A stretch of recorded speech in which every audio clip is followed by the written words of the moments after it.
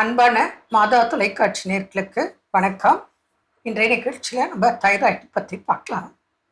தைராய்டுனால கவனிக்காம விட்டால் உடல் ரீதியாகவும் மன ரீதியாகவும் என்னென்ன பாதிப்புகள் ஏற்படும் அதை பற்றி பார்க்குறோம். தைராய்டு பிரச்சனை அப்படின்னு சொல்லும் போது 2 விதமான பிரச்சனைகள் வரக்கூடும். ஒன்று ஹைப்பர் தைராய்டு, இன்னொன்று ஹைப்போ தைராய்டு அப்படின்றது. அதாவது தைராய்டு உறுப்பு அதிகமாக செயல்படும் போது நம்ம ஹைப்பர் அப்படின்னு சொல்லுவோம். அதோட செயல்பாடு குறைவாக இருக்கும்போது நம்ம ஹைப்போ அப்படின்னு சொல்லுவோம். பொதுவாக அதிகபட்சமாக நிறைய பேஷண்ட்ஸ் கிளினிக்கலாக பார்க்குறது வந்து ஹைப்போ தான் நிறைய பார்க்குறோம். நம்ம கிளினிக்கல் சுச்சுவேஷன்ஸில் ஹைப்பரோட பாதிப்பு கம்மி, ஹைப்போ தான் நிறைய இருக்குது. ஸோ அந்த ஹைப்போவில் பார்க்கும்போது என்ன ஆகுதுன்னு பார்த்தீங்கன்னா, பொதுவாக வந்து யாருக்கும் எடுத்த உடனே தைராய்டு ப்ராப்ளம் இருக்குது அப்படின்றது தெரிய வராது, டவுட்டே வராது. ஆமாம். ஒன்று ஒரு ஜென்ரல் செக்கப்பில் பிளட் டெஸ்ட் பண்ணும்போது அந்த டிஎஸ்ஹெச்சோட அளவு அதிகமாக இருக்கும். தைராய்டு ஸ்டிமுலேட்டிங் ஹார்மோன்னு சொல்லுவாங்க. அதோட அளவு அதிகமாக இருக்குன்னா ஓகே, அப்போ இவங்களுக்கு வந்து ஹைப்போ தைராய்டு ப்ராப்ளம் இருக்குது அப்படின்றது ஒரு வகையான நமக்கு தெரிய வரும். அல்லது ரொம்ப காமனாக இருக்கக்கூடியது பார்த்தீங்கன்னா, இப்போ குறிப்பாக வந்து இந்த பெண்கள் அவங்க இந்த பியூபர்ட்டி ஏஜ் அட்டைன் பண்ணும்போது ஒரு 10, 11, 12, 13 வயசு இல்லை அந்த ஒரு டீனேஜ் அந்த வயசில் பார்த்தீங்கன்னா திடீர்னு பார்த்தீங்கன்னா அவங்களுக்கு வெயிட் வந்து ரொம்ப அதிகமாக ஏறும். டக்குன்னு ஒரு 6 மாதம் 1 வருஷத்துலேயே பார்த்தீங்கன்னா கடன்னு ஒரு 5 கிலோ 10 கிலோ கடன்னு ரொம்ப வேகமாக வெயிட் ஏறிடும். ஆனால் சாப்பாடு பார்த்தீங்கன்னா அதிகமாக சாப்பிட்றாங்களான்னு அதிகமாக சாப்பிட மாட்டாங்க. உடல் பருமன் வந்து வேற, நிறைய சாப்பிடுவாங்க, விரும்பி விரும்பி சாப்பிடுவாங்க, அது மூலமாக வெயிட் ஏறும். அது வந்து நமக்கு பார்க்க தெரியும்.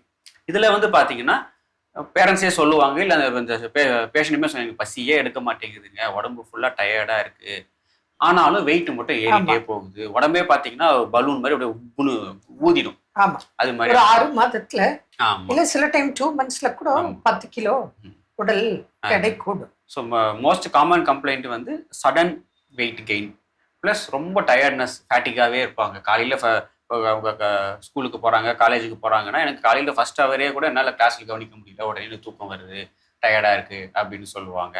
அதே போல் வந்து அவங்களுக்கு இந்த மென்ஸ்ட்ரல் இர்ரெகுலாரிட்டிஸ், பீரியட்ஸ் பிரச்சனைகள் நிறைய வரும், முடி கொட்டும். ப்ளஸ் வந்து அவங்களுக்கு கான்சன்ட்ரேஷன், ஃபோக்கஸ், ஃபிசிக்கலாகவும் மென்டலாகவுமே வந்து அந்த எனர்ஜியே அவங்களுக்கு இருக்காது.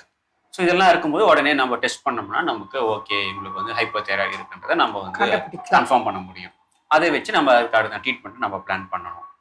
இது வந்து முன்ன பார்த்தீங்கன்னா பெண்களுக்கு தான் ரொம்ப அதிகமாக இருந்தது. பட் இப்போ பார்த்தீங்கன்னா ஆண்களுக்குமே இது ரொம்ப அதிகமாக பார்க்குறோம், குழந்தைகளுக்குமே இருக்கு. ஆமாம். இதில் என்ன முக்கியமான விஷயம்னு பார்த்தீங்கன்னா, அந்த க்ரோத் ஃபேஸ், அந்த 10 to அந்த 20 years அந்த டைமில் வந்து இது மாதிரி ப்ராப்ளம் வந்துச்சுன்னா, இந்த தைராய்டு ஹார்மோன் அப்படின்றது வந்து இட் இஸ் என்ன சொல்கிறது, ஒரு மெட்டபாலிக் ரெகுலேட்டர். நம்ம உடம்புல வந்து அந்த க்ரோத் ஃபேஸ், ஏன்னா 10 அந்த 20, 25 வயசு வரைக்கும் வந்து ஒருத்தருமே அந்த ஒரு வளர்ச்சி ஸ்டேஜில் இருப்பாங்க.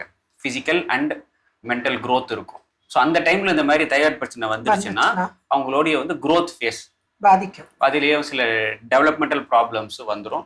அதுவும் வந்து இப்போ ஆண்கள் பெண்கள் அப்படின்ற போது அவங்களுடைய இந்த ரீப்ரொடக்டிவ் செக்ஷுவல் ஆர்கன்ஸ்க்குமே வந்து சில பாதிப்புகள் உண்டு பண்ணுறதுக்கான வாய்ப்பு இருக்கு.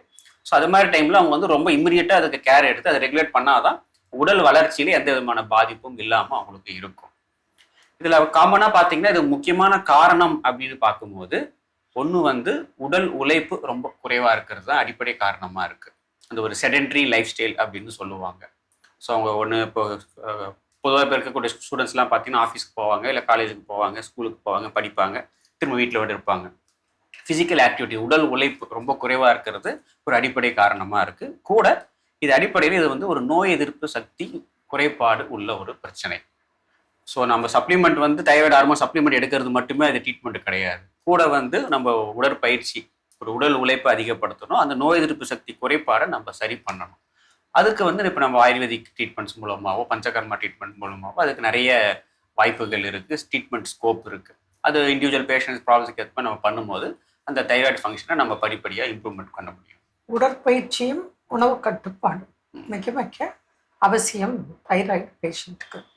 ஏன்னா அந்த உடற்பயிற்சினாலையும் உணவு எதெல்லாம் அவங்க எடுக்கணும் எது எடுக்கக்கூடாது பார்க்கணும். அந்த வகையில் பார்க்கும்போது இன்றைய காலகட்டத்தில் வெளியில் ரொம்ப ஃபாஸ்ட் ஃபுட்டு, ஜங்க் ஃபுட்டு இதெல்லாம் கண்டிப்பாக அவாய்ட் பண்ணும். மேலும் உடற்பயிற்சியில் அவங்க வரும்போது ரிசல்ட்டை பார்த்து என்னென்ன உடற்பயிற்சிகள், அதே போல் ஆஸ்னாஸ் அவங்க யோகா செய்யலாம். யோகாவிலையும் முக்கியமாக அந்த சூரிய நமஸ்காரம் அது ரொம்ப அனுபவ ரீதியாக எஃபெக்டிவா இருக்கு. செய்யும் போது நம்ம பார்த்ததுல ப்ராக்டிக்கலாக நல்ல ரிசல்ட் இருக்கு. அதாவது மருந்து மாத்திரைகளை நிப்பாட்டக்கூடிய அளவுக்கு அந்த உணவு கட்டுப்பாடும் உடற்பயிற்சியும் பயனுள்ளதாக இருக்கிறத நம்ம பார்க்குறோம். யாராக இருந்தாலுமே நம்ம கேட்டாலே தெரியும். உங்களுக்கு இப்போ ஒரு வருஷத்துக்கு மாத்திரை சாப்பிட்றது நீங்கள் ப்ரிஃபர் பண்ணுறீங்களா, இல்லை ஒரு வருஷத்துக்கு ரெகுலராக எக்ஸசைஸ், யோகா, உடற்பயிற்சி பண்ணுறது நல்லதுன்னு நினைக்கிறீங்கன்னா, யாராக இருந்தாலுமே உடற்பயிற்சி பண்ணுறது மல்டிபிள் பெனிஃபிட் இருக்கு. கண்டிப்பாக. ஸோ அதை ஃபாலோ பண்ணுறது சிறந்ததாக இருக்கும். மீண்டும் நாளை சந்திப்போம். நன்றி. அன்னை மரியே வாழ்க.